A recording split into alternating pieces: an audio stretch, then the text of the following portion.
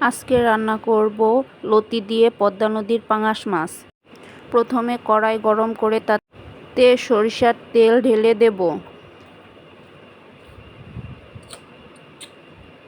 তেলটা ভালো করে গরম হওয়া পর্যন্ত অপেক্ষা করব।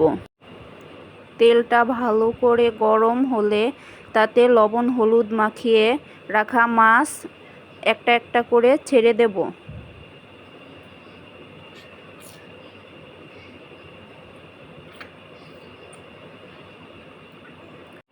মাছটা ভালো করে উল্টে পাল্টে ভেজে নেব।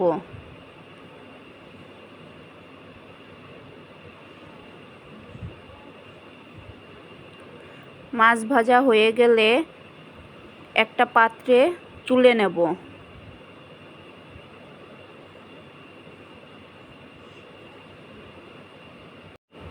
এবার অন্য চুলায় কড়াই বসিয়ে তাতে মাছ ভাজা তেল ছেড়ে দেব। এরপর আদা রসুন জিরা বাটা দিয়ে দেব। মশলা বাটা একটু ভাজা ভাজা হয়ে আসলে তার মধ্যে মেশাবো লবণ হলুদ মরিচের গুঁড়া কাঁচামরিচ।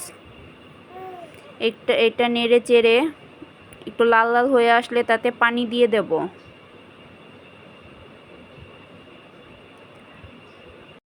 মশলা ভালোভাবে কষানো হয়ে তেল ছাড়া পর্যন্ত মশলা নাড়তে থাকবো।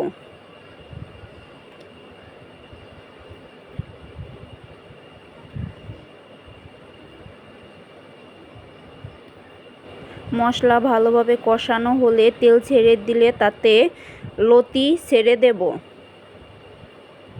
লতি দিয়ে সুন্দর মতো এপিট ওপিট করে নেড়ে চেড়ে সম্পূর্ণ মশলা লতির গায়ে মাখানো পর্যন্ত নাড়তে থাকবো। এরপরে ঢাকনা দিয়ে ঢেকে দেব। এবার ঢাকনা খুলে লতিটা একটু নেড়ে তাতে মাছগুলো ছেড়ে দেব। মাছ দিয়ে আবারও কষতে থাকবো। হালকা একটু পানি দেব যাতে নিচে লেগে না যায়। এরপর ঢাকনা দিয়ে ঢেকে দেব। ঢাকনা খুলে কষানো হলে তাতে যতটুকু পানি প্রয়োজন আগে দিয়ে সিদ্ধ হওয়ার জন্য আবার ঢাকনা দিয়ে দেব। এবার ঢাকনা খুলে দেখব ঝোলের পানিটা শুকিয়ে গেছে কিনা।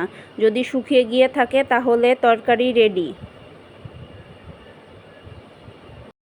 এইভাবে লতি দিয়ে পাঙাশ মাছ রান্না করলে অনেক মজা লাগে।